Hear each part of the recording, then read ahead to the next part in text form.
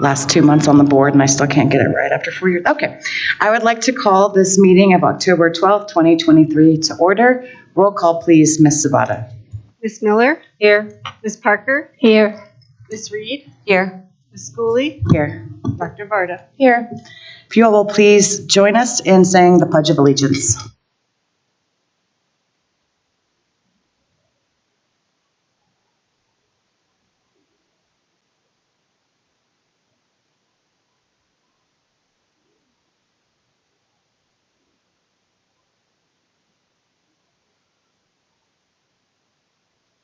Thank you.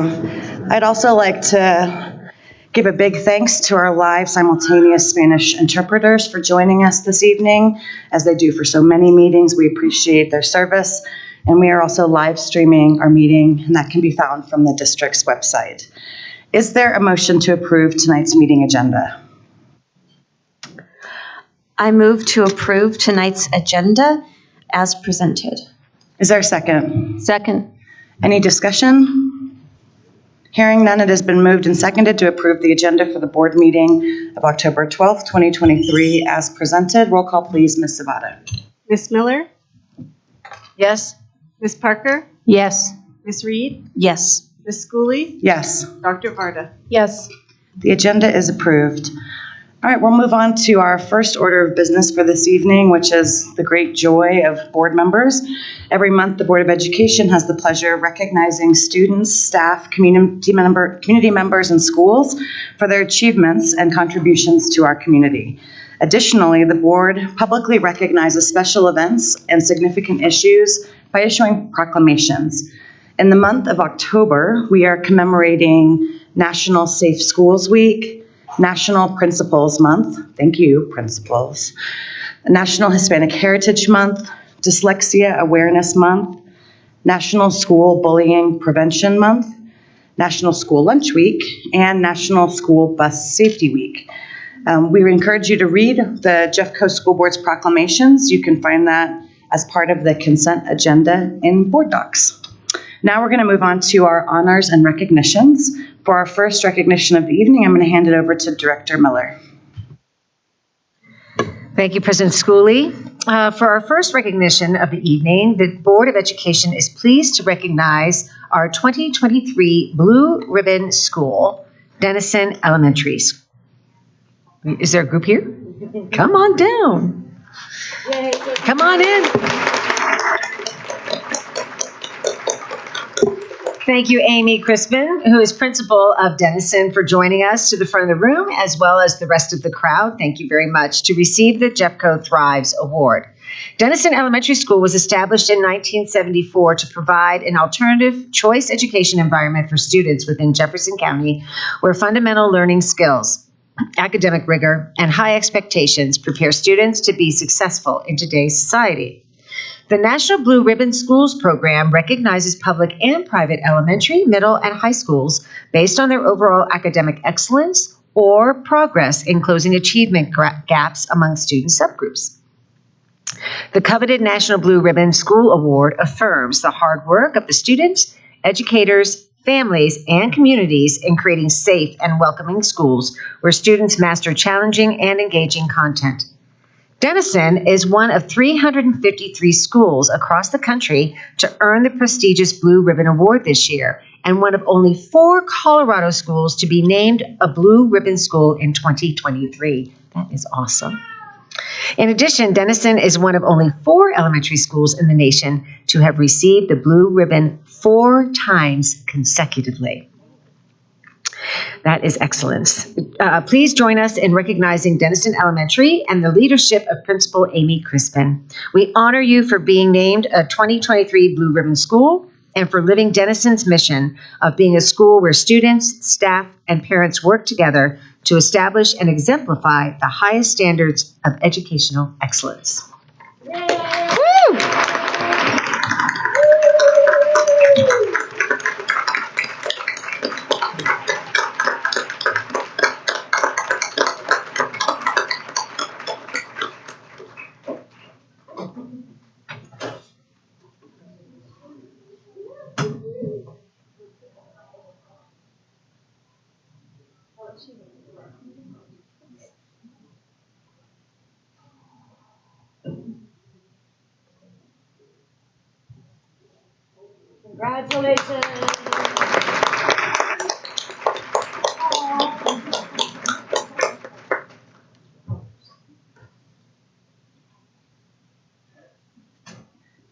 Awesome. For our next recognition, I'm going to turn it over to Director Reed.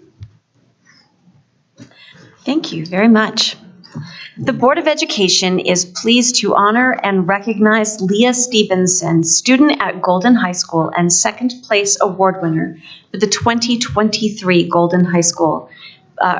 the 2023 Jefferson County Public Library High School Teen Writing Contest for her story, Stream and Valley.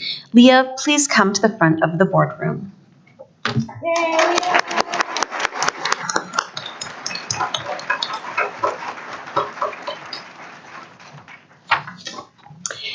This summer, the Jefferson County Public Library hosted its third annual Teen Writing Contest and received a total of 49 entries from youth around the county.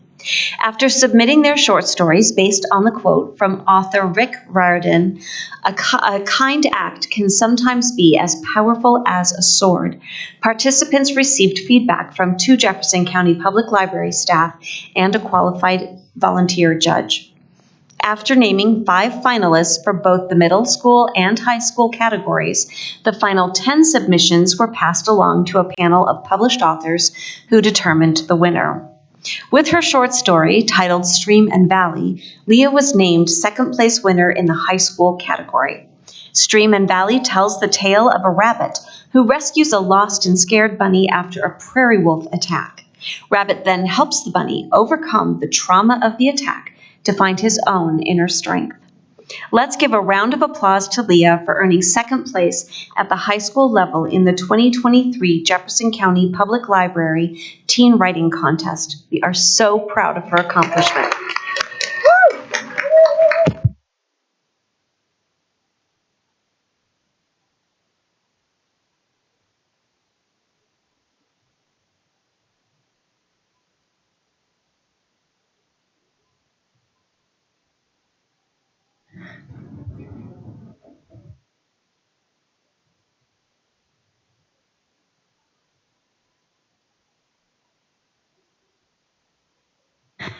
All right, Leah, you have to make sure you let us know how to read your story. Yeah. When you send it to the board.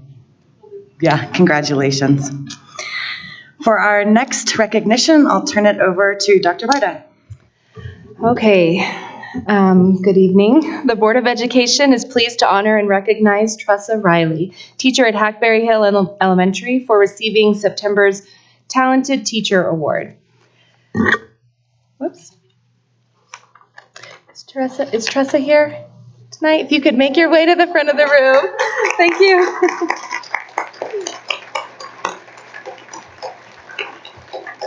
Okay, now we get to brag about you for a minute. All right, Tressa Riley was chosen as a September Jeffco Talented Teacher winner for her impactful practice of the value of belonging in her interactions with students, families, and staff.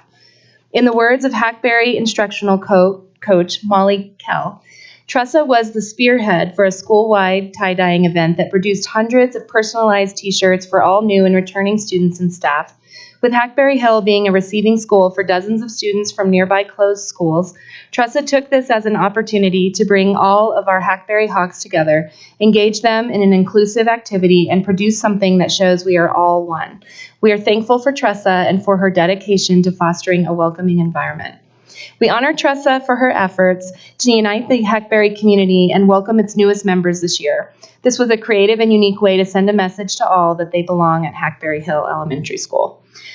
Beyond its implications for mental health, belonging plays a specific role in education. Research shows that belonging positively affects engagement, behavior, and academic performance. When learners feel that they belong in the educational setting, student engagement increases, negative behavior incidences diminish, and academic achievement improves. Please join us in celebrating Tressa for living our district value of creating a community of belonging and reminding us of the importance of prioritizing belonging in support of student success.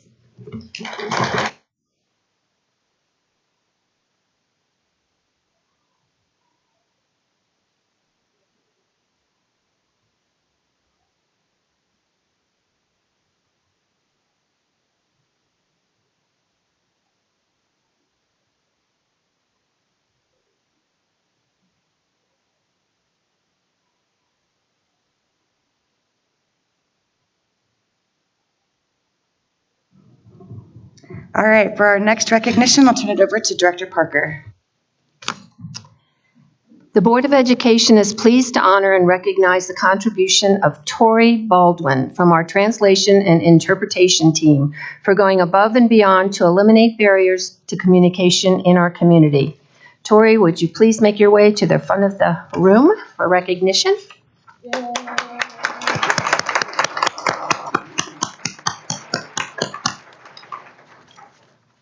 All right, and Tori has brought her team with her. Tori manages the day-to-day logistics of the translation and interpretation team as part of the Division of Family and Community Partnerships, with a staff of 11 to support the critical work of removing communication barriers for Jeffco students, families, and community members. With the purpose of creating a culture of belonging, Tori leads her team in a wide range of translation and interpretation assignments, everything from translating middle school newsletters to board policies, and interpreting for graduation ceremonies and our board meetings. In Jeffco, we believe that equitable access to information and meaningful two-way communication in our families' preferred language or the language of their heart helps to promote understanding and partnership and strengthens a sense of community among Jeffco students, families, and staff. Please join us in celebrating Tori, coordinator of our translation and interpretation team. Thank you for removing barriers to extraordinary student experiences in Jeffco Public Schools.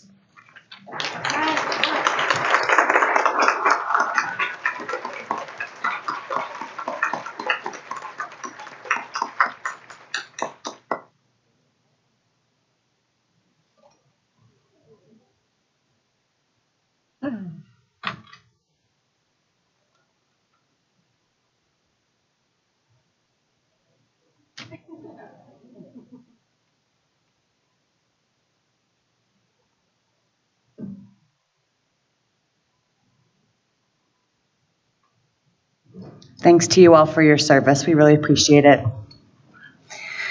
Our last recognition of the evening, we were able to provide earlier in the day to the recipient. We're going to read it so that this person can be publicly acknowledged. For the final celebration of the evening, the Board of Education is pleased to honor and uplift Allie LaSalle for her lifetime of service to public education. Her passion, dedication, and steadfast commitment to improving the lives of our Jeffco students, families, and community is truly inspirational. Elected to the Jeffco Board of Education in 2015, Allie served as the representative for Director District 3 through 2019. She stepped up to serve as a parent and a community member with a focus on helping guide the district through a time of significant division and turmoil within Jeffco.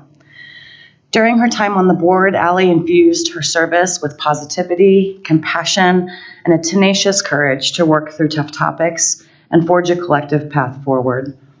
As a listener and a critical thinker, Allie centered students and their families in her decision-making. With her guiding principles of doing what's right for our students and our staff, Allie led with heart. Allie has a long legacy in public education. She came to serve on the Jeffco Board of Education with over 25 years of service to public education, most recently as a math and science teacher in neighboring Adams 12 five-star schools. Allie's commitment to our students and our community is further evidenced by her years of service as an active parent on her local school accountability committees and PTAs, as well as coaching youth basketball and baseball. It is our pleasure to honor Allie and her strong and dedicated commitment to public education, specifically her legacy of lasting impact in our Jeffco community. Hopefully we can all celebrate together Allie LaSalle for her enduring service to public education and her commitment to ensuring Jeffco students are prepared for bright and successful futures.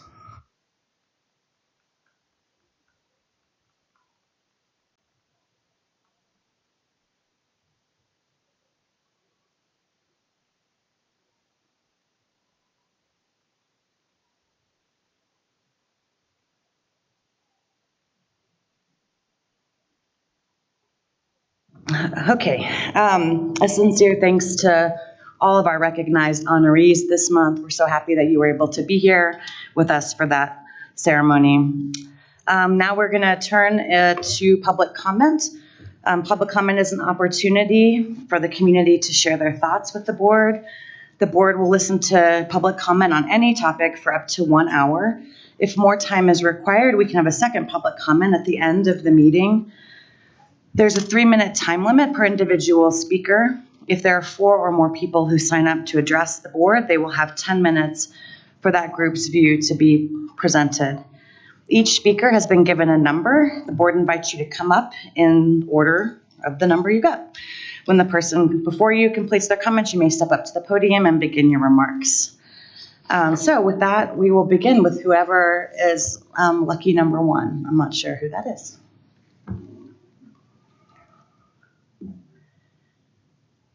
Welcome, and if you don't mind just introducing members of your group, and then the timer is yours.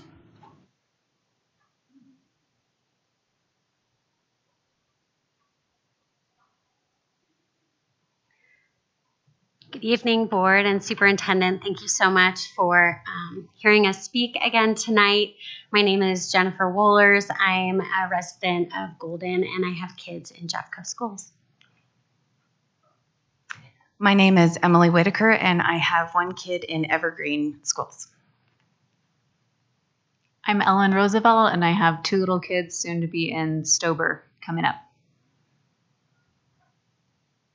My name is Kristen Molsness, and I have a son who will be in Lakewood schools.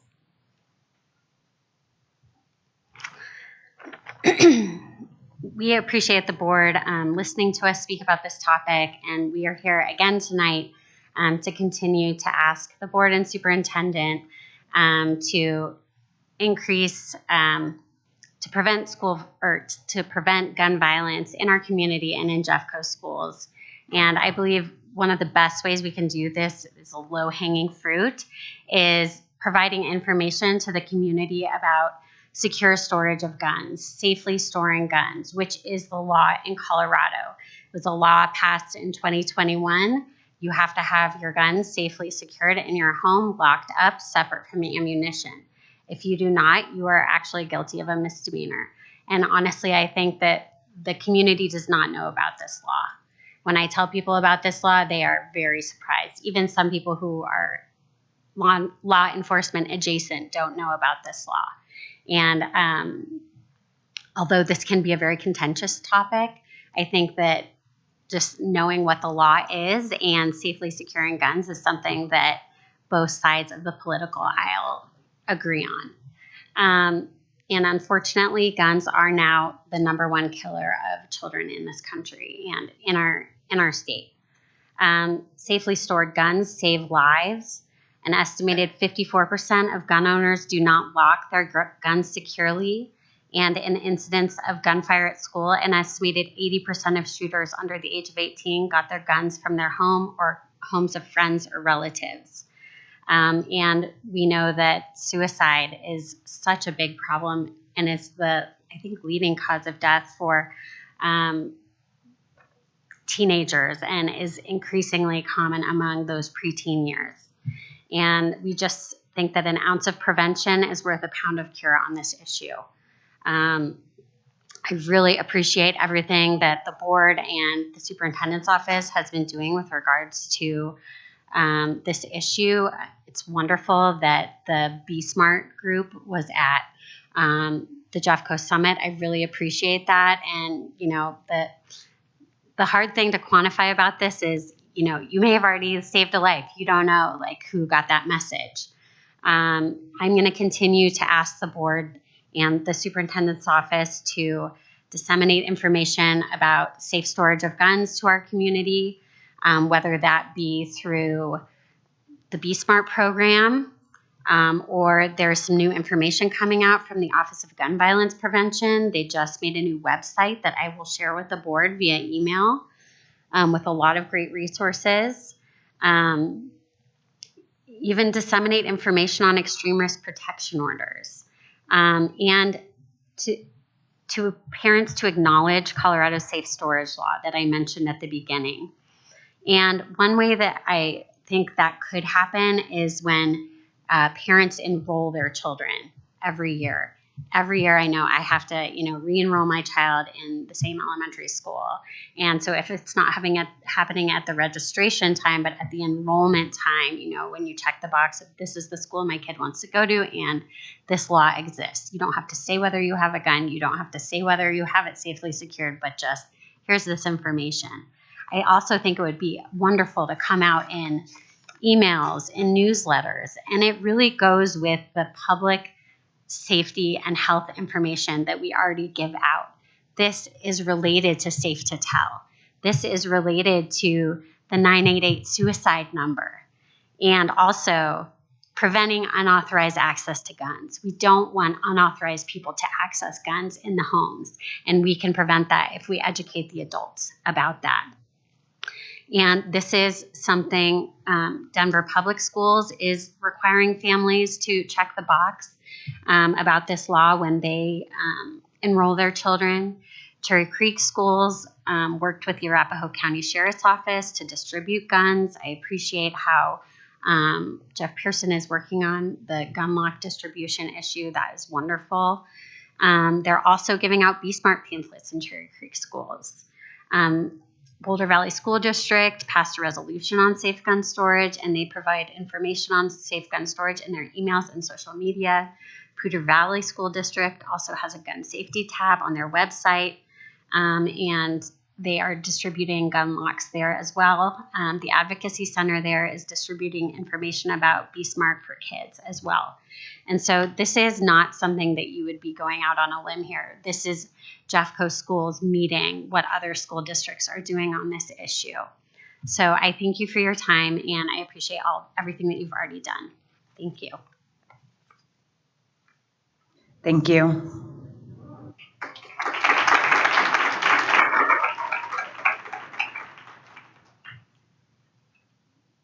Welcome.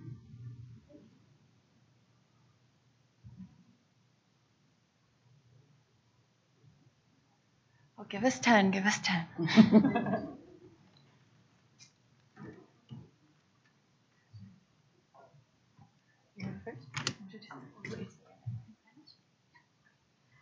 Buenas tardes, mi nombre es Abigail del Val, vengo de Edgewater. Permiso, un momento. Okay. Tenemos que preparar.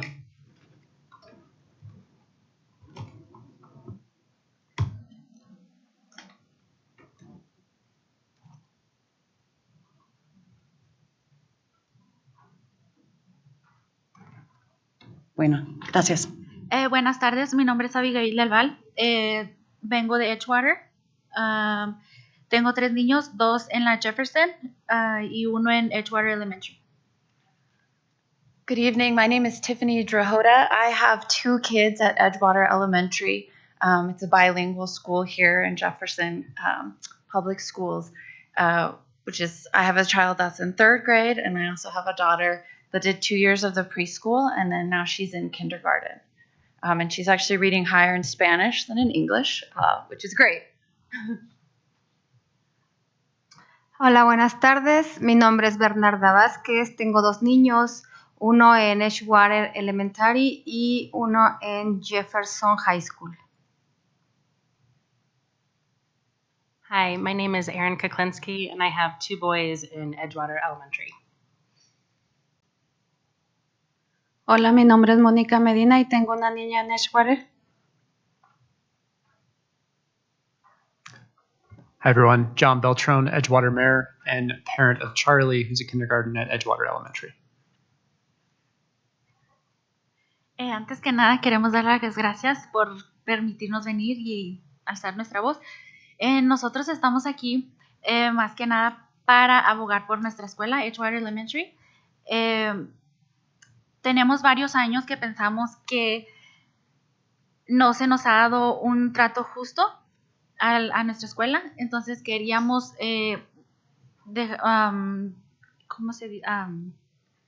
dejarles saber como unas cosas que queremos ver cambios en la escuela. Una de las cosas es tener un open enrollment para que más niños tengan la oportunidad de escoger Edgewater.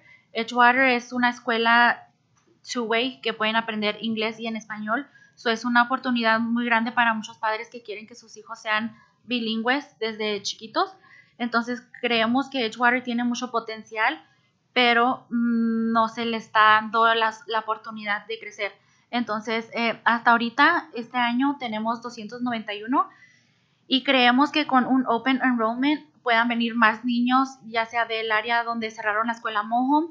Y al hacer esto, también queremos ver si pueden darnos transportación como a Lumberg, cruzando la Colfax, que vaya a Lumberg y a Edgewater, porque hasta ahorita Edgewater no tiene transportación y creemos que es muy importante para todas las familias que quieran venir a Edgewater, pero no pueden por transportación y tienen que escoger Lumberg porque sí tiene transportación.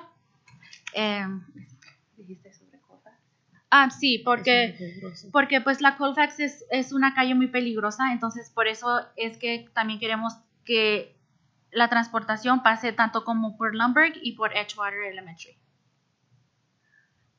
Thank you, Abigail. Additionally, what we have been talking about as a collective group of parents, another concern that we have is equity. And I sit here with great admiration for this board because I saw so many of you ran on the platform of equity, and I hear the district's commitment to it. And I believe that we can achieve it. And when you look at our playground, it is not equitable in any stretch of the imagination. At the risk of sounding dramatic, and I don't want to be, but I'm a criminal defense attorney and I spend a lot of time in prisons. And our building and our backyard where our children play, it is fenced off. There are dilapidated double wides, which I understand the district is taking awesome steps. Y'all are going to remove 3 of 6 of them, which is awesome. We are thrilled. We're fenced off and we got a tiny little piece of playground equipment. When I walk my parents' dogs over, Prospect Valley, I see almost 2 blocks of playground equipment.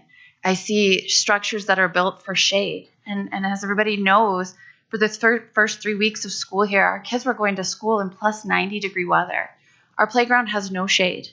Prospect Valley has a state-of-the-art basketball court, and I don't want to take anything from other school. What we want, though, is for our kids to also to have it be shown to them how much that they matter. And I know you all didn't create this problem, but 6 years ago, it actually was promised to us. Our kids, our students, led a student-based program where they were problem solving, and they said the playground was the problem. And 6 years ago, they wanted to develop a habitat for monarch butterflies because they've learned how they're endangered. They wanted to create a community garden space. They wanted to put in shade trees. And it was promised that this was going to happen. And somehow that funding has been taken away. And we're not sitting here as people that are not willing to do our part. We are absolutely willing to do our part. And in fact, we were just made aware this morning that there has been a grant that's been approved by Jefferson County for $200,000. But they're saying that the district has to match it, or the city of Edgewater has to match it for that funding to come through. And so we wrote this letter to thank you because I know that you all care about these issues, but they're really important to us and they're really meaningful and important to our students. And this is second in my mind, but I understand you have to think about this as a district. Our bilingual program is incredible and it should be attracting so many students. I mean, we have kids. We are going to create an entire generation of kids that can speak 2 languages. And our kids come from all over the world. And the draw should be our program, but folks come and look at our school and they're like, what is wrong with this school? And it doesn't have to be that way. So we are asking for you to consider that as well, in addition to one more. Y también nos gustaría que si pudieran ampliar el edificio, porque están unas aulas que son temporales para los del preescolar y cada vez de que ellos van a su lunch tienen que caminar un recorrido como de 2-3 minutos para llegar a la cafetería y yo pienso que eso no es seguro para ellos también. Y pues aparte las aulas que ellos tienen ya tienen como 20 años o tal vez más, no sé, y pues necesitan un poquito más de espacio, más comodidad para los niños también y pues más que nada que se sientan seguros estando dentro de un edificio más seguro también.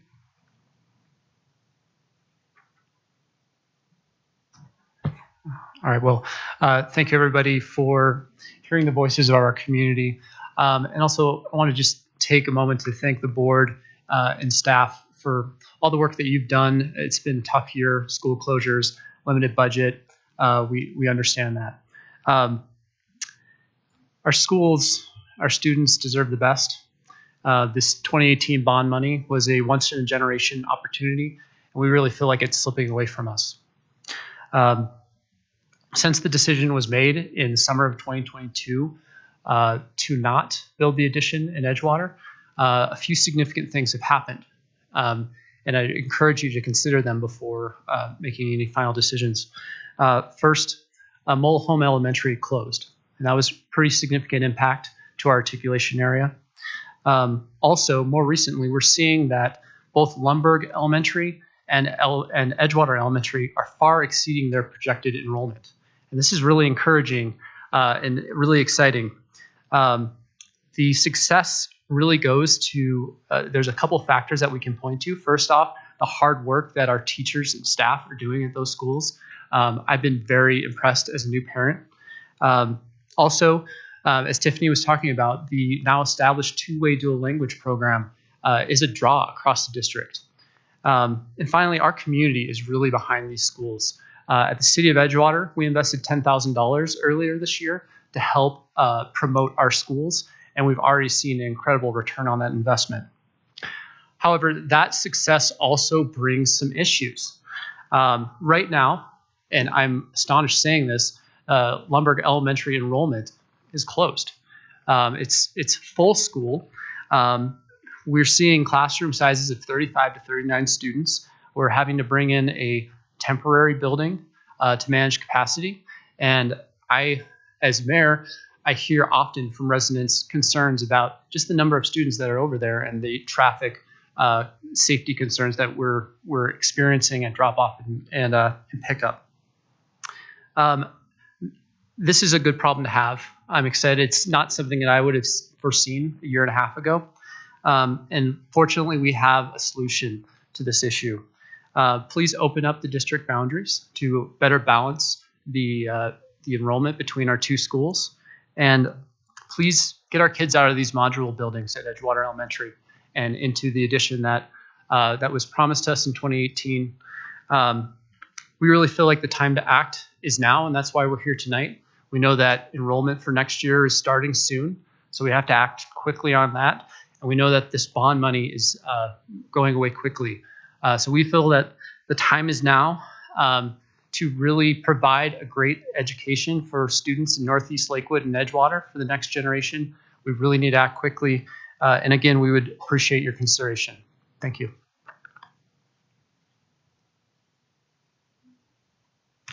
I don't want to cut anyone off. Thank you very much. Muchísimas gracias.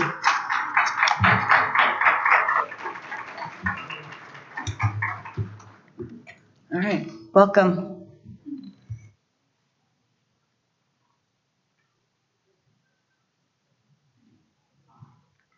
Good evening. My name is Rachel Sensinger. I live in Arvada, and I'd like to speak this evening regarding the proposal to close the Arvada K-8 school. I want to first of all thank you for the opportunity to express my concerns over the proposed closure of the Arvada K-8. I have spoken to you previously, but it was off the cuff last time, and I wanted an opportunity to be more succinct in my message, which is this. Arvada K-8 is not an ordinary school, and this is not an ordinary closure, and please vote no. The entire district has experienced the pain and loss of school closures in recent years. My comments today are not to minimize those experiences, but to heighten your awareness of the disproportionate impact of school closures in my area of northern Jefferson County and the compounding detrimental impact to the community. Previously, I read to you the long list of schools in my area that have closed or will close. Zerger, Russell, Allendale, Campbell, Fitzmaurice, Peck, Thompson, Parr, Sheridan Green, Witt, and soon Moore Middle School. In addition, schools such as Little, Swanson, Foster, Lawrence, Seacrest, Warder, Weber, and even Arvada High School have been under the threat of closure for years. And these are just the schools in Arvada and Westminster. Intellectually, I understand your prior actions, and I even helped this board defend those decisions in the community, but I cannot defend this one. The Arvada K-8 has a unique connection to the Arvada community, and its closure will have a devastating impact on the surrounding area. Public schools have always impacted communities in ways that go beyond educating young people. Schools can help revitalize struggling neighborhoods, just as decrepit buildings can hurt them. And whether it's attracting businesses and workers into the area, directly affecting local property values, or just generally enhancing neighborhood vitality by creating centralized spaces for civic life, research has long demonstrated the influential role that schools play within communities. According to research, school closures often destabilize communities, cripple small businesses, and weaken local property values. Furthermore, while school closures may yield some cost savings to the district, they have a proven, correspondingly negative impact on the economic security of the displaced students and their families, and even to the residents of the surrounding neighborhood. Lastly, school closures are often discriminatory and seen as, quote, yet another chapter in the long history of harmful experiments deployed by governments on communities of color that strip them from their livelihood and their dearest institutions. The history of Arvada K-8 is tied to the history and the development of Arvada itself. The original school of Arvada was known as Arvada School. It was located blocks from the existing K-8 in Old Town, and the school went through several iterations, including Arvada High School, Arvada Junior High, Arvada Middle School, and now Arvada K-8. But one thing remained constant: Arvada. Every time the town grew, the economy changed, the demographics shifted, the school has been at its core. It is located on Ralston Road, our main street, just blocks from Arvada City Hall. It is next to a beautiful park that was created through an intergovernmental agreement between the city and the school district. The Arvada Food Bank is just across the way. The school is in between two urban renewal areas situated near a transit line. It's positioned among existing and upcoming affordable housing projects. It's located along a key corridor and in the midst of a historic neighborhood. The school is named for Arvada, and the Arvada community needs this school. It is the anchor, the heart, and at the very core of our community. And not only will the closure hurt the surrounding neighborhood, but it will do irreparable harm to the students and the families being displaced. According to district statistics, 475 kids, 85.7%, are on free and reduced lunch. 85 kids, 15%, are English language learners. 99 kids, 18%, are special education students. 17 kids, 3%, are homeless. And 12 kids, 2%, are immigrants. And when you look at the census statistics for the 8002 zip code, where the school is located, 18% of the households speak a language other than English at home, compared to 16% in the rest of Colorado. The district poverty rate is approximately 11%, compared to 9% for all of Colorado, but poverty for kids in the 8002 zip code is close to 14%. Adults with a bachelor's degree is at 39%, while the statewide average is 46%. And the number of households without health insurance is 10%, compared to 7% countywide. The bottom line is that school closures disproportionately affect disadvantaged communities, and that is certainly the case here. So what's the solution? I know that it's always easier to say no than it is to say yes. It is easier to complain and much harder to come up with solutions. But I have an idea that I would like to propose. Rather than shutter Arvada K-8. I'm sorry, I just want to double check. Are you close? I just want to honor the time that everyone has, which is 3 minutes. Yes, I am the third of four speakers. So. I understand that. I'm just trying to provide some consistency. So what's the solution? I know that it's always easier to say no than it is to say yes. It is easier to complain and much harder to come up with solutions. But I have an idea that I would like to propose. Rather than shutter Arvada K-8, reinvest in the school by creating a full-service community school. The term community school refers to a type of publicly funded school that serves as both an educational institution and the center of a community.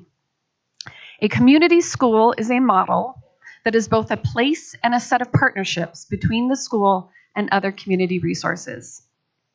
Community schools are built within the understanding that students often come to the classroom with challenges that impact their ability to learn, explore, and develop to their greatest potential. And because learning never happens in isolation, community schools focus on what the students in the community truly need to succeed, whether it's free healthy meals, healthcare, tutoring, after-school, tailored services, or whatnot. Community schools identify these needs by bringing together academics, health and social services, youth and community development, and community engagement. And there are groups right here in the state, in Colorado, in the Denver metro area that can help the district undertake this task. I ask you tonight, don't close this school. At the very least, take a moment to explore this idea. Please delay the decision to close Arvada K-8 because Arvada K-8 is not an ordinary school and this is not an ordinary closure. Vote no to closure and vote yes to implementing a community school model at Arvada K-8. Thank you. All right.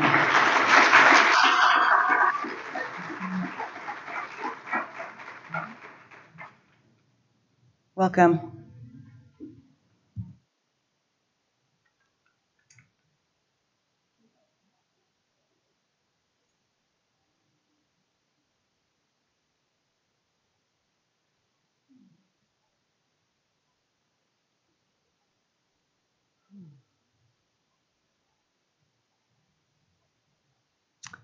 Hi, my name is JC Trammett, and I live in Golden, Colorado. My son is an 8th grader at Compass Montessori, and my topic tonight is in alignment with the first speaker on the traumatic nature of lockdown drills and proper gun storage.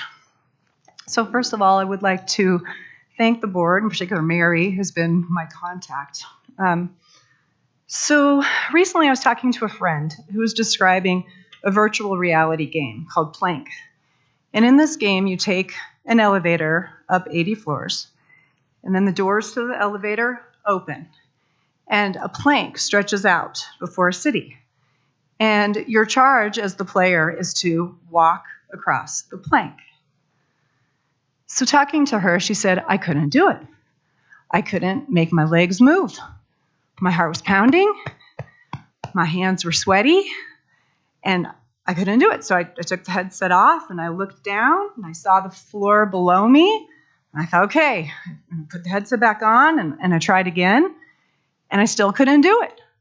My body didn't know the difference between the game and the real thing, right? So this story illuminates the problem with lockdown drills. When kids are asked to pretend that there's a shooter in the building and hide in a closet or crouch in a corner with the lights off, in silence, and the door locked, even if their minds know it's a drill, their bodies don't know. This is not, if we are going to ask kids to do this as young as 3 years old, we owe it to them to do it in a trauma-informed way. So this is not just my opinion, okay? And I've outlined the research in a document that I just gave to you, in which I submitted to the board on March 27th, 2023. And it gives a lot of examples of what I'm talking about here for the board to go into more detail. But basically what we know about trauma today is way different than what we knew about trauma when lockdown drills started. We have way more information now. And what we know is that trauma isn't just an experience, a negative, bad experience that happens to you. It's an imprint that gets left on your body and in your brain. So lockdown drills are contributing to mental health problems in students.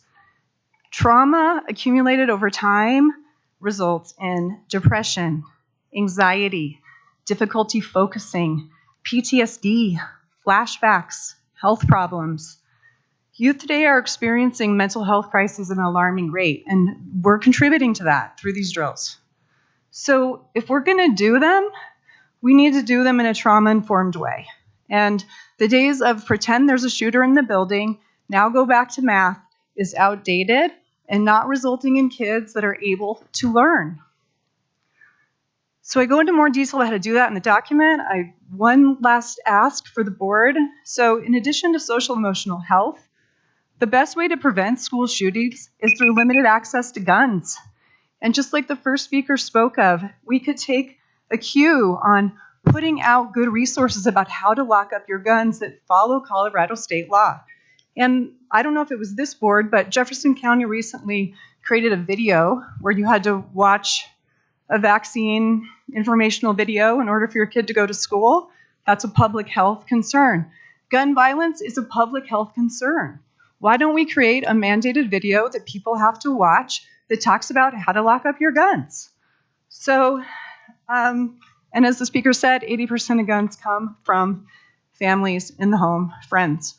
So thank you so much for your time and appreciation of this issue. Appreciate it. Thank you.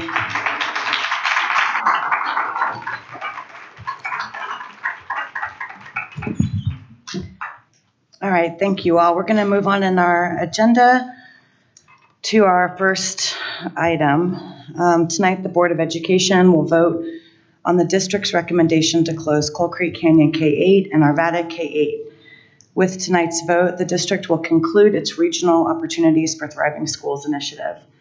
When combined, this board's action on ROF's Phase 1 and consideration of the recommendation for Phase 2 includes the closure of 16 elementary schools, 2 K-8 schools, and 1 middle school. This constitutes the comprehensive plan requested by this board in the spring of 2022. For our audience and listening public, I want to preview how we're going to handle this action item tonight so everyone kind of understands what to expect. First, I will ask Superintendent Dorlin if she has anything she would like to say on this topic. Then Director Reed will read the full resolution.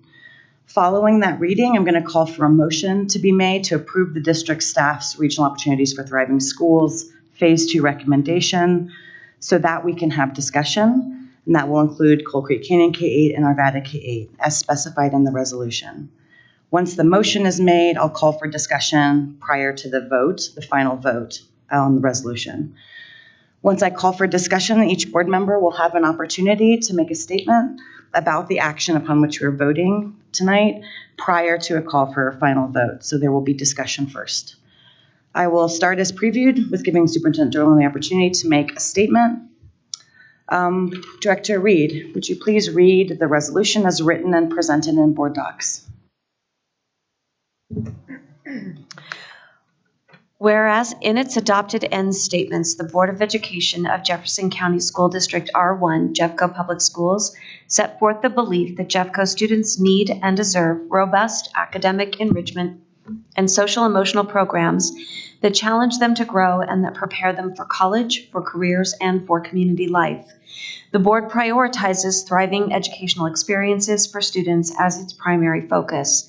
The board achieves this commitment through system-wide accountability to make budget and policy decisions that are aligned with the board's ends. And whereas the Colorado State Demographer reports that the U.S. population of people under the age of 18 declined by over 1 million in the past decade, and that in Colorado, Jefferson County school-age population peaked in 2001 and has and will see among the highest declines in this population in the state between 2020 and 2030. And whereas the district created the Regional Opportunities for Thriving Schools, ROFS initiative in the spring of 2022 to respond to the board's request for a comprehensive plan to ensure thriving schools with enrollment to support extraordinary student experiences across our district, PK through 12, and whereas on November 10th, 2022, the Board of Education voted to close 16 elementary schools in 12 articulation areas as part of Phase 1 of ROFS, and Whereas K-8 and secondary schools are now and are predicted in the near future to be impacted by permanently shifting demographics nationally, statewide, and locally in Jeffco related to the declining birth rates and subsequently fewer school-age children. And whereas on May 11th, 2023, the Board of Education voted to adopt a resolution directing the district to proceed with Phase 2 of ROFTS. Specifically, the resolution calls for staff to make recommendations regarding closure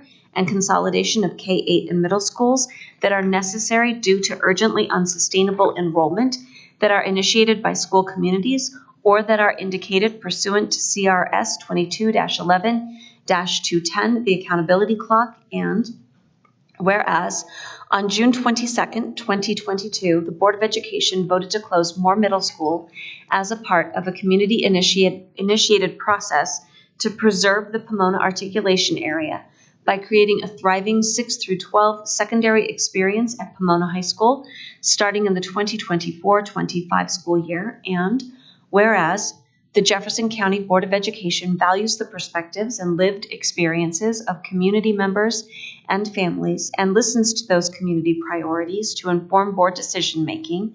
And whereas the Board of Education members, district staff engaged in listening sessions through 4 school-based community conversations and 2 hours of public comment before the board specific to Coal Creek Canyon K-8 and Arvada K-8. And whereas the Jeffco Board of Education recognizes the impact of school closures and consolidations on communities, while also recognizing the resource barriers to providing thriving educational experiences for Jeffco students. And whereas it is in the best interest of the district students and families to have robustly and equitably resourced school programs that are created through a consolidation process that results in more sustainable schools, be it therefore resolved by the Board of Education of Jeffco Public Schools that 1. The board approves and adopts the district staff recommendations as follows. A. Effective July 1st, 2024, Arvada K-8 will close and combine its boundary with Lawrence Elementary School for grades K through 5 and with North Arvada Middle School for grades 6 through 8. And B. District staff will initiate an expedited charter application process specific to authorizing a charter school to locate and open in the Coal Creek Canyon K-8 building for the 2024-25 school year pursuant to policy LBD-R2. And C. If the board approves a charter school to locate in the Coal Creek Canyon K-8 building for the 2024-25 school year on January 10th, 2024, Coal Creek Canyon K-8 will close on July 1st, 2024, and combine its existing attendance area with that of Three Creeks K-8. Or, in the event that a charter school is not approved on January 10th, 2024, Coal Creek Canyon K-8 will close on July 1st, 2025, and combine its existing attendance area with that of Three Creeks K-8. For the 2024-25 school year, grades 6 through 8 will operate with support from the Jeffco Remote Learning Program. 2. The superintendent and her staff have clear direction from the board to take the steps necessary to ensure that the staff, students, and families in the affected school are assisted in transitioning to other schools and other positions in accordance with district policy, negotiated agreements, state law, and as follows. A. Facilitate the relocation of affected center programs and other special programs as needed to continue serving exceptional student populations. B.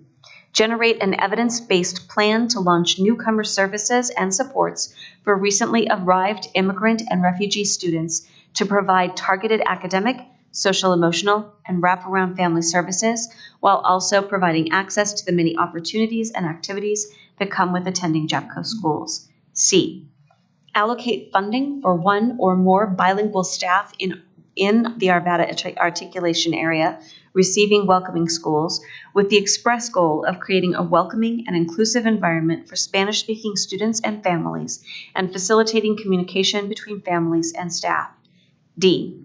Prepare receiving, welcoming communities and schools to best serve and support impacted students and families with special attention to Little 1, orienting and preparing an entire school community to new center programs and other specialty programs that serve exceptional student populations. Little 2, enhancing positive behavior support systems for students in order to promote a culture of safety and belonging.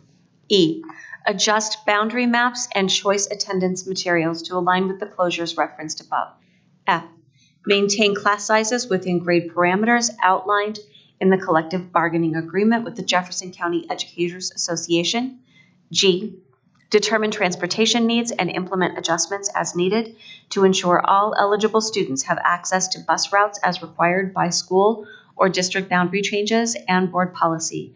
Additionally, work with municipal leaders to identify areas of opportunity for increased safety mitigation around district-managed school sites. H, set priority enrollment status for students impacted by school closures and provide high-touch assistance in navigating the 2024 Enroll Jeffco process.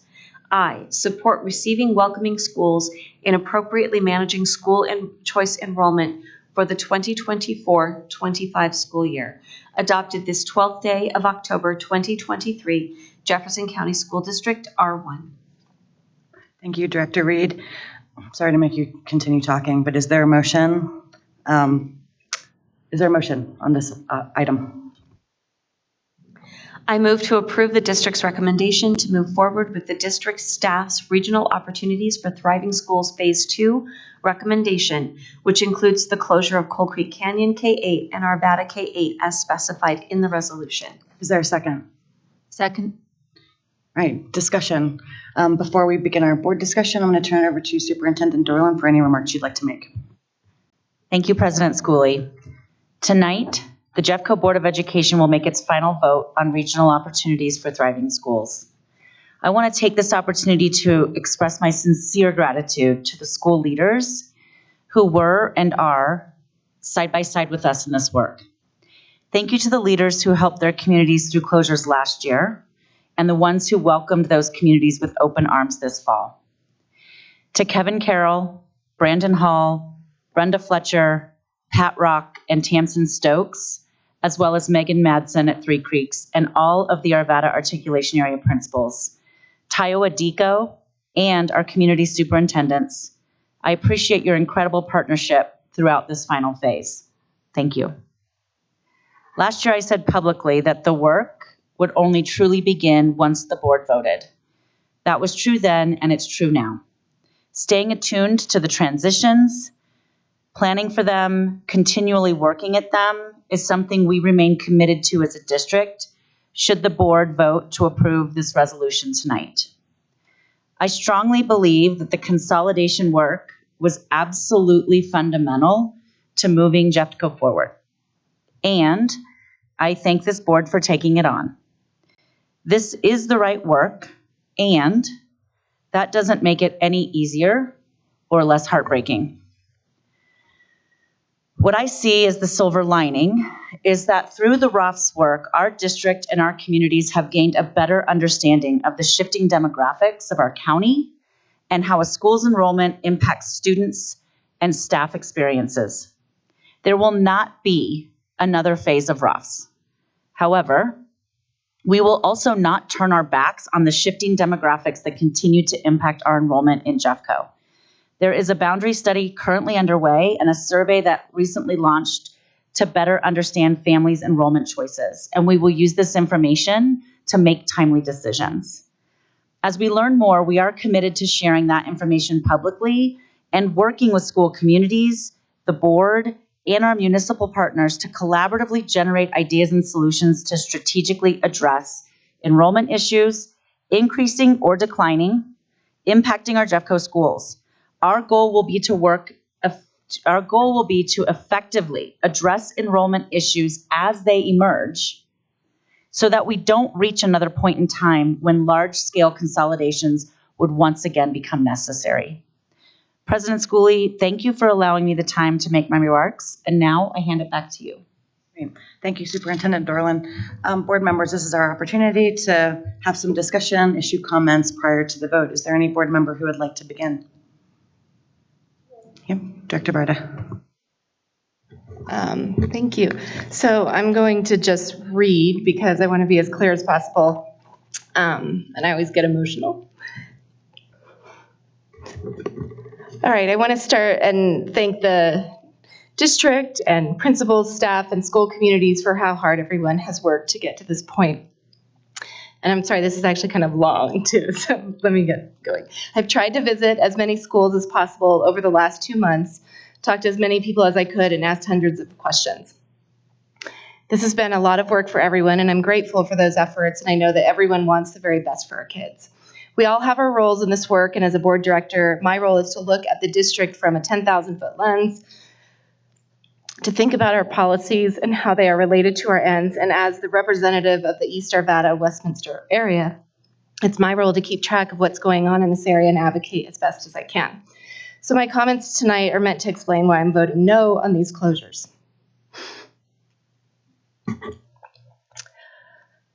When we started this work, we asked the superintendent for a comprehensive plan as part of our Ross work.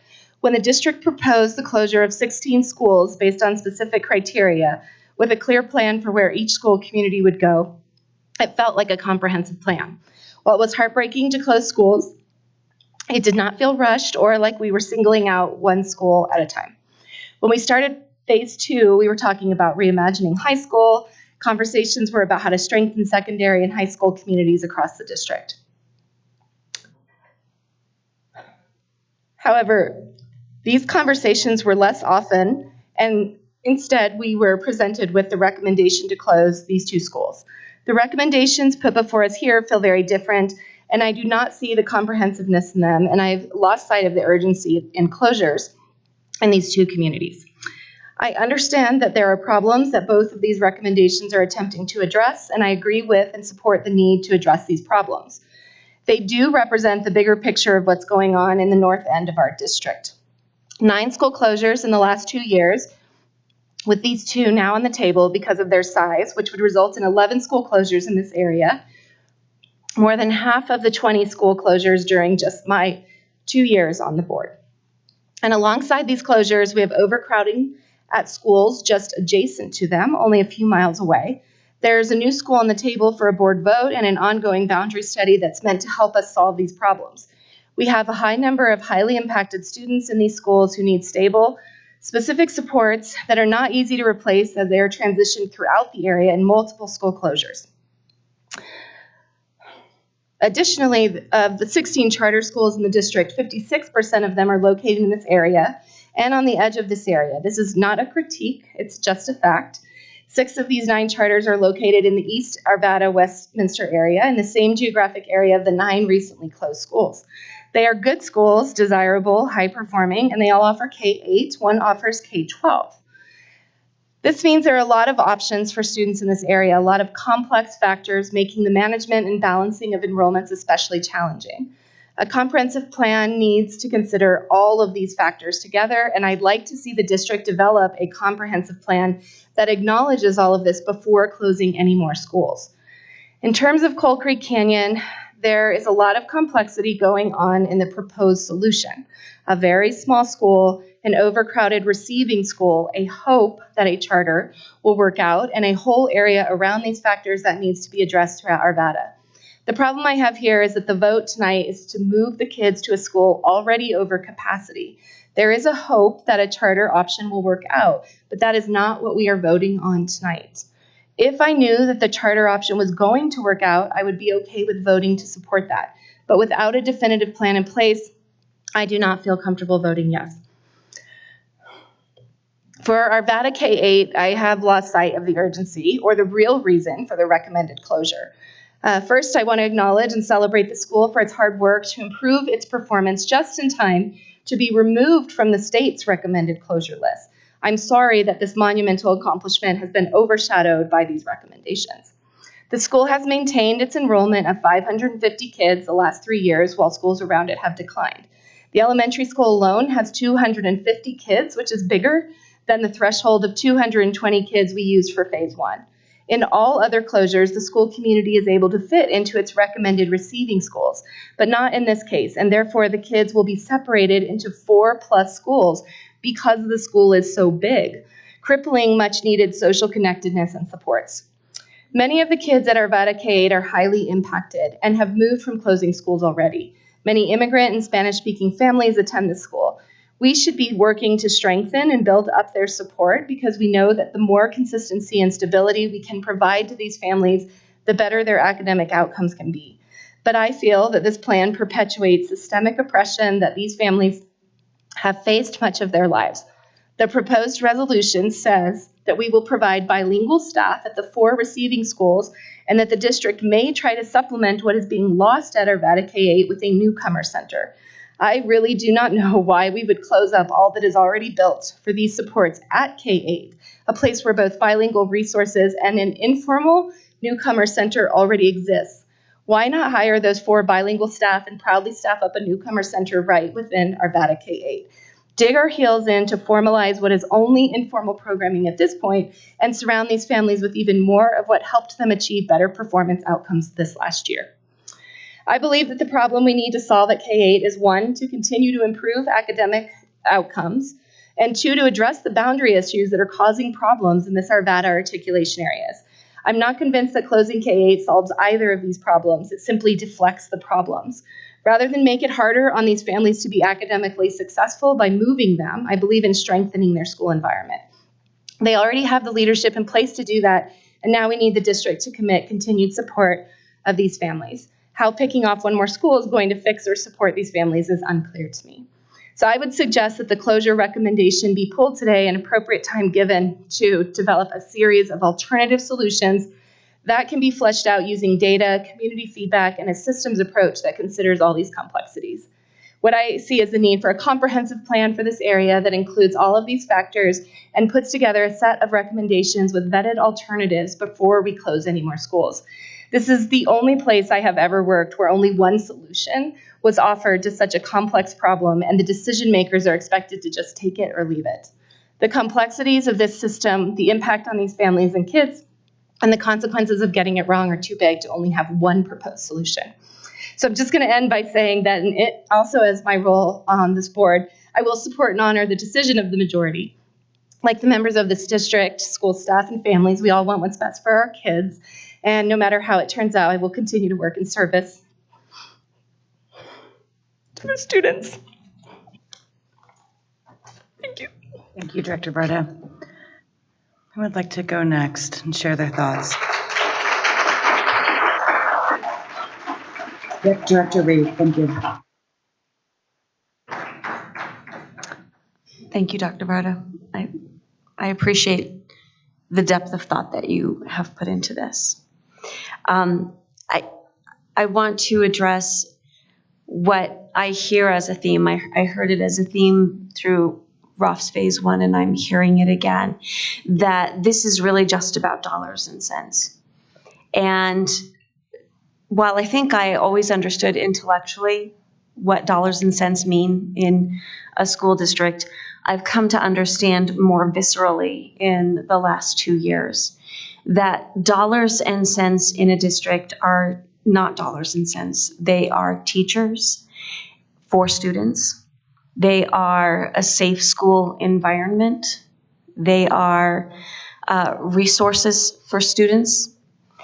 And so I'm also very much aware that when we spread those dollars and cents too thin, then what we give kids is a little bit of quality teaching, a little bit of safety, a few resources. And I don't want that for our students. I want them to have the teachers they deserve and the safety they deserve and the curriculum they deserve, the resources in general that they deserve. So as difficult as this has been, and it has been difficult, I see in the end that what we're doing is providing all of our students with more rather than all of our students with less. And I also believe that having had a chance to really look at the rationale, and it is complex. There's no two ways about it. And there are multiple ways to look at it. But I believe that strategy has gone into thinking about how entire articulation areas are impacted. Again, when you spread too thin, then you leave an articulation area with just a little bit here and there, rather than really being able to concentrate those resources to the benefit of the whole area. And I really appreciate the thought and the explanation that has gone on, particularly with the Arvada area and the whole articulation area and all of the schools within it. So while I absolutely appreciate everything that Dr. Varda said, this is why I will be voting yes on this resolution. I believe in the end, it serves the greatest good to the greatest number, with the understanding that it's not going to be perfect for everyone. But it's a decision that's very, very difficult, but one I believe that we have to make. Thank you, Director Reed. Sorry, I swallowed one. Who would like to go next? Discussion or comments? Seeing none. Okay, Director Miller. Thank you. Thank you for your points, Dr. Varda, as well as Director Reed. As a point of clarification, I believe last night, Superintendent, when we were at Bear Creek, you mentioned that our district has about a 60% choice rate, but that may be a little high, but a lot of our children, we're in the 50% or so range.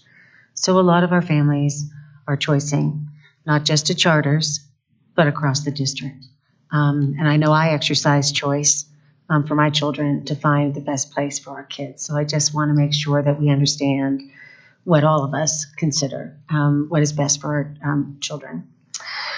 Well, all of us on this board, I think, ran for the office on the basis of district in which we lived, 1, 2, 3, 4, 5. We were elected not just by the voters who live in those districts, by the voters who also live all across the county. Our fiduciary duty of care is therefore to all of those voters, and most importantly, to every child who attends our schools. We demonstrated that fiduciary duty of care when we unanimously voted to close 16 elementary schools across the district, from Arvada to Wheat Ridge to Lakewood and down to Bear Creek. And we also talked about combining last June Moore Middle School and Pomona High School. We also are partners with Arvada. There was the pool that was worked with over time that we voted for. We support the students and families in Arvada. So I want to make sure that people understand it's not about Arvada. It's about the fiduciary duty and responsibility we have to our families. Continuing to keep these schools open, once again, as Director Reed mentioned, we start to take money out of classrooms from around the district and spend more money on students in other areas than we do in our schools to keep those schools open, despite our underutilization at these schools.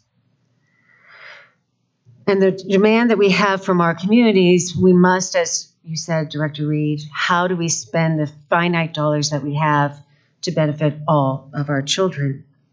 Unfortunately, we don't live in a perfect world with unlimited resources. We are directors of a $1.4 billion school district that faces very serious academic and financial challenges. Our job is to exercise our fiduciary duty of care on behalf of every student, family, and taxpayer in the district. I also want to honor the resolution that was read this evening, that from the community dialogue that was had last week, we do recognize the need to honor our immigrant families and individuals that are navigating our school district, not just in one location, but across the entire area, the Sheridan corridor, from Arvada through over into the Alameda area. And I am hopeful that from this resolution and from the dialogue we had last week, that we can put in place a very strong foundation to serve all children that navigate into our schools, that we can welcome them and ensure their families feel welcome, whether they are in Arvada, in Wheat Ridge, in Edgewater, in Lakewood, in Alameda, Golden, or Evergreen, that we are going to serve all kids. Well, this isn't a very easy decision, of course, at all. We've been through this now 4 years, Stephanie. Just like the other school closure decisions we've made, I don't doubt that this is the right decision for our district, and therefore I am voting yes. Thank you, Director Miller. Director Parker. First, I want to thank everyone, especially the students who are here tonight and everyone who's taken the time to write to the school board, to attend community meetings, and speak during public comments. I also want to thank the district staff for their hard work, scheduling and attending community meetings, answering questions, and doing additional research. When I ran for the school board, I was unaware of the severe decline in enrollment that the district was facing. The first indication for me was when parents and staff from Fitzmorris Elementary School came to speak during public comments. I remember a mother crying as she told us that she bought a house so that her children could walk to school. In addition, she relied on the before and after school childcare services that were available to her. But those services were no longer available because there were not enough children signed up. So this mother had very reluctantly decided to enroll her children in a different school. Next, I heard the principal and staff saying that they didn't have enough students enrolled to fill a single grade classroom. In other words, every class was a combination of grades. This meant that teachers had to prepare and teach multiple lesson plans, and they had no teammates to plan with and ask questions of. At a time when new reading and math curricula have been introduced in the district, this is too much to ask of a teacher. As the community spoke to us, I began to realize the challenges that our small schools face in terms of staffing and resources. Jeffco has been experiencing declining enrollment for some 20 years. Given the ebb and flow of enrollment numbers at individual schools, it's likely that different schools would have been recommended for closing if action had been taken 10 or 15 years ago. It's been like a years-long game of musical chairs. Where are you when the music stops? So people are right to be angry and to think this isn't fair, because it isn't. Contributing to the situation we find ourselves in is the fact that every 2 years, school boards are reconstituted as old members leave, new members come on board. Sometimes boards flip from one mission and vision to another, which can lead to a change in superintendents as well. Jeffco's experienced a lot of turnover and upheaval in the last 10 years. A lot of cans were kicked down the road. Nobody wants to close a school, so that can has been kicked the farthest. And we put our fingers in the dike, to mix a metaphor, with things like moving 6th grade from elementary to middle school or creating K-8s and 612 schools. We move center programs into small schools to boost enrollment. Colorado has school choice, which allows parents to find the school that best fits their child and their family. We've got neighborhood schools or boundary schools where transportation is provided. We have option schools with unique programs, alternative schools for students with special circumstances, charter schools with different educational philosophies, and even remote learning options. The choices available to Jeffco families is something to be very proud of. But when student enrollment declines so precipitously, while the number of schools stays the same, we find ourselves with resources stretched too thin to give all our students the education they deserve. Many parents don't even know what their children are missing out on. In phase 1 of ROFS, we concentrated on elementary schools because that is where we had the most number of empty seats. But we know that fewer kindergartners eventually means fewer 12th graders. So phase 2 focused on middle and K-8 schools. These schools are more complex than elementary schools. There are more courses offered, more extracurricular opportunities, more need for subject matter teachers. And while enrollment numbers are still a significant factor in deciding which schools to close, there are other considerations like electives and club opportunities, especially for K-8 schools. The district is also looking into boundaries and the reasons parents make the choices they make. We have a lot of work to do. Tonight, we're voting on the district's recommendations to close 2 more schools, Cold Creek Canyon K-8 and Arvada K-8, 2 very different schools with very different circumstances. In fact, it really shows the broad diversity we have in this district. Cold Creek Canyon K-8 is located in the mountains. It's got the charm and the challenges of mountain life. It's a close-knit community. And I will say to the parents who said they don't think we're hearing them or we don't understand how special Cold Creek Canyon is, the district provided the board with extensive information on the history of the canyon and not only the school itself, but the whole community. So we heard you. We knew you wanted us to understand your community, and I think the district did a good job of making sure the board was aware of it. For Arvada K-8, you've heard tonight some of the very special things about this school with its a large Spanish-speaking population, high level of free and reduced lunch. And I'm just going to put out here that when enrollment numbers diminish, when they decline, but the number of school choices increases, this is so often what happens. The families with resources can find a good school and can get their children to that good school, leaving the family with no transportation options, no resources to go to another school, left behind. Arvada K-8 also just pulled itself out of turnaround status, and as Director Varda said, they didn't even get time to celebrate it. Last year, we closed Colorado Elementary School, who had just gotten their IB accreditation after many years of hard work. That wasn't fair to them either. I have a map of district schools on my wall in my office, and it's clear that the northern part of the district has the most dense number of schools. So it's unsurprising, but still heartbreaking that that is the area where we have identified the most number of schools to be closed. I just want you to know I have heard you, and I thank you for your advocacy and for holding the district and the board accountable. Every time I attended a community meeting, I had a list of questions that I took back to the superintendent and her staff. I made them answer the questions. I asked them what if. I asked them why not. And now tonight, I've asked myself, is it better for these students and families if I vote no tonight, or will I just be kicking the can down the road myself? It is easier to say no to closing a school than it is, I'm sorry, I'm going to say this wrong. I know. It is, yes, it is easier to say no to closing a school than it is to say yes. It was phrased the reverse by someone else tonight. So if I say no and I kick the can down the road, it's easier for me. It's where I wish I could be. But I want to solve the problem. I want to make sure that we don't have this happen next year with maybe these same 2 schools or maybe 2 other schools. But we have to keep the work going. We closed the elementary schools. We have to do some work now at the middle schools and the K-8 area with, as Dr. Varda said, an awful lot more work to be done on our boundaries, on our enrollment caps. We have a problem with over-enrolled schools.